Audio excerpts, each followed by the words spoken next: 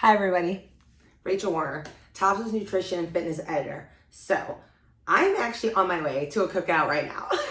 So I thought, you know what, this is a great time for me to do a quick video clip about a topic that I wrote about for the Wellness Wednesday blog last summer about outdoor eating, okay, food safety tips. Here's the thing, guys. It's so easy to accidentally make ourselves or someone else sick in regards to how we transport food to whatever outings we're going to, especially if they're outdoor potlucks or barbecues, and then how we're keeping this food either warm or stored while we're there. So I have one of these refrigerated bags. These are actually pretty easy to get. We might even make something like this in the top store, or maybe did at some point or another. So it's worth checking out the top stores just to see. If not, you can turn another bag like this into a food refrigerated storage bag. I mean, the insulated kind is great if we have it, but if you don't, if you put enough ice packs inside, and I have PS, here's the first big tip, make sure you have a lot of different size ice packs. I've got mega ones, and then there's also small ones, so make sure you have the right size ice pack that can really keep cold whatever like food storage container you're using to transport food. One of the things I have is plant-based brats. Now, this is true of anything that's meant to be refrigerated, or frozen. So whether that's burgers, brats, fish, chicken, turkey, any type of poultry, frozen veggie burgers, those types of things, make sure if you're not cooking it before you go, and I would say even if you do cook it and you're gonna have to reheat it when you get there, especially if it's for a longer drive or a road trip, make sure you have it in an insulated bag or refrigerated bag somewhere, or it's like packed with ice packs, right? So I have already mine in my bag there. Same goes with any condiments that you might be taking, especially if they've been used or open.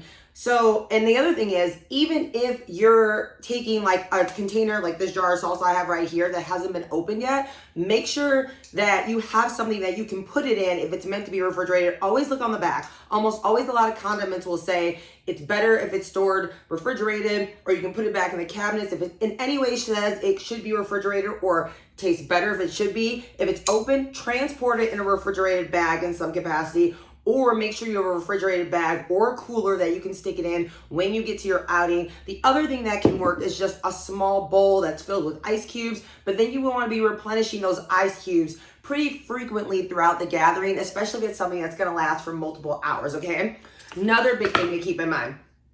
Here, make sure you have the right amount of serving utensils. So I always recommend, even if you're like, hey, I only bring you one or two dish, make sure you bring your own serving utensils, and maybe bring just one extra just in case someone forgets one, because even if you have something that should be fine. Let's say you made trail mix, right? Or Chex Mix for an outing, and you're thinking, okay, there's nothing in here that isn't stable, that can't sit outside for a while. You never know when someone else, maybe they brought like a pasta salad or potato salad, and there's mayonnaise in that. And so if that for some reason isn't being stored properly and it's just kind of sitting out in the sun, all it takes, even if you never touch that dish, it's still possible that if someone else eats that and then uses a different spoon for a different item and then that puts it in that dish, that's how cross-contamination can easily happen. You also want to keep that in mind in case the gathering has people with different food allergies or sensitivities, that you're not accidentally like cross-containing food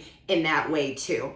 Okay, if you have other things to keep in mind, are things like olives, artichokes, there's different things. Sometimes we like to bring little accoutrements, different types of cheeses.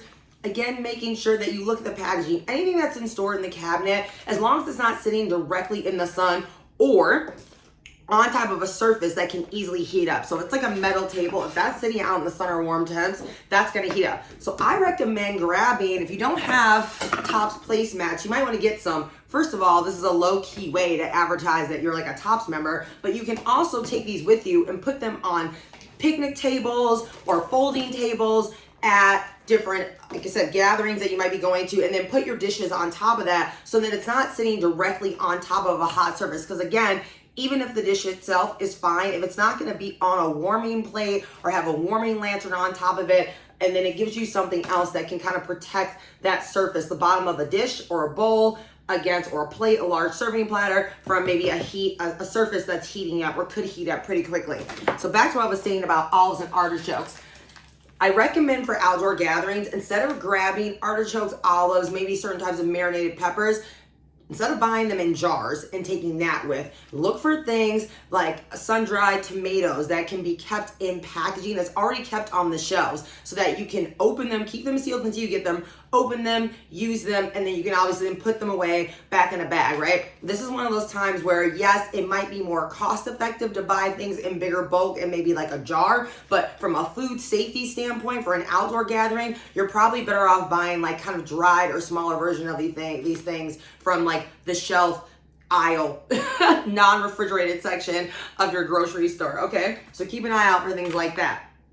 Last tip, don't forget that even things that you might be thinking of, okay, there's nothing in this dish, it doesn't have mayo in it, but did you use pesto? A lot of pesto contains cheese. This one, since I'm vegan, as you know, does not have cheese in it, but it does have nuts. Nuts and most dairy things, it's really easy for them to go rancid in the heat. So remember, keep in mind that you're always looking at ingredients labels, even if it doesn't say it should be quote unquote refrigerated, make sure you read and kind of think it through common sense wise. So anything that's nut-based and has dairy in it, just know, even if it doesn't say it, should probably be kept more refrigerated than not. So that means peanut butter. Don't let peanut butter sit outside for long periods of time in heat. Okay, so hopefully all these tips are helpful for you. We're gonna link to that blog post that I did last year too in the summertime. So that has additional tips and tricks. I want you guys all to have amazing food gatherings this summer and share your experience in Tops. Maybe you guys are even doing your own Tops potluck or barbecue at some point, which would be awesome. Make sure you take pics and send them to us as well so we can see that. You never know, you might end up in Tops news, and I'll see you soon.